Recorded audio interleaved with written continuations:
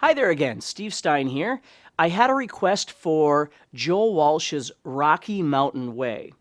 And basically, they wanted to know how the rhythm section of this went. And so I'm going to show you this relatively quick. I'm going to show you how to put this whole thing together.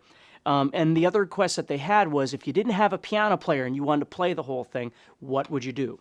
So here's what you're going to do. The first thing you do is you'd move up to the 7th fret of the 5th string and you'd play a power chord there.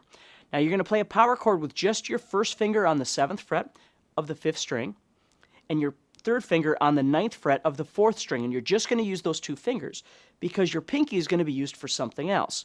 So the first thing we're going to do is we're going to strum this chord, which is an E power chord on the 5th string. We're going to strum that twice. And then we're going to stop those strings by karate chopping across those strings gently to have them stop vibrating.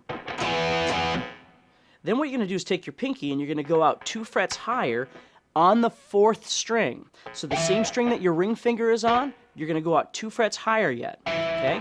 Now this might feel really awkward if your fingers are relatively small. Okay? So the big thing is if you're coming across the guitar this way, you're really never going to be able to reach. The goal is to come across the guitar. Notice how I'm turning my wrist inward a little bit like this. If you think about it, it's almost kind of like putting your elbows together like this. You're turning underneath, which is going to give your pinky more space to get there. If you're sitting this way, your pinky is going to be way down here. But if you're sitting this direction, your pinky is going to be way up here. So I'm going, and then I'm going to go to my pinky, and then I'm going to take it off again. And in between, I'm stopping the string. So I have,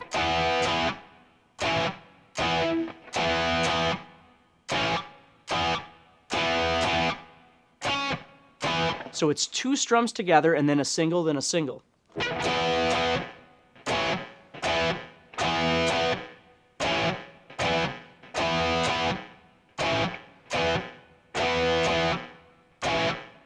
Okay, then the second guitar player would come in if you didn't have a keyboard player, and that would be on the 5th fret, okay, of the 5th string. You're going to make a power chord there.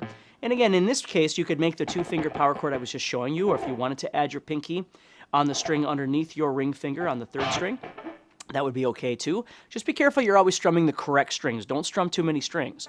Now this second guitar, which is where the keyboard would be, or the piano would be, is going to go...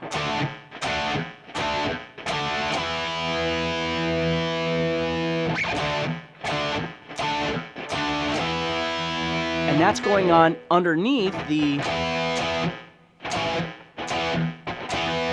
Okay, so it's a really cool mixture of those two rhythms together. Okay, so then you've got both of those things going on. A slide guitar comes in over the top, which we are not going to talk about right now. I'm just trying to give you the rhythm section of this.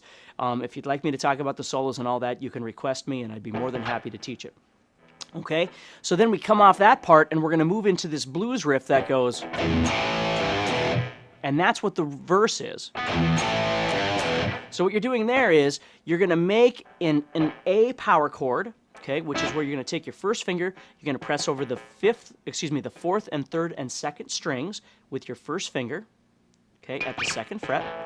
And again, in this case, what you're really trying to do is strum the 5th and 4th strings, maybe the 3rd string.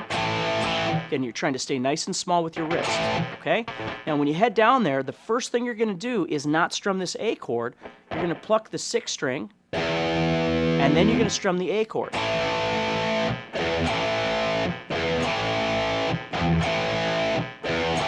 And then what you're going to do is you're going to take your middle finger, you're going to go to the 3rd fret of the 6th string, play that note right there, and then you're going to head over to this E chord, the E power chord, which is taking this A and moving up 1 string. So now your first finger is pressing on the 5th and 4th strings here. Okay? And again, if it touches the strings underneath, it doesn't make any difference because you're not playing them. And now I'm strumming the top 2 or the top 3 strings, 6, 5, or 6, 5, and 4. And again, just understand it, when you're playing in real life, obviously when you're playing guitar, sometimes you hit too few, sometimes you hit too many. So on a power chord, it's okay if you only hit 2 strings. It's okay if you only hit 3 strings. You just don't want to hit any more than that, and you certainly don't want to only hit 1 string. Okay? So this is kind of tricky. So we've got, that's the riff. So the goal is when you're on this A power chord here, on the 4th and 3rd strings, or 4th and 3rd and 2nd strings, you're pressing against that. You want to pluck that 6th string and then play your chord. The problem is you don't really want them to ring out together.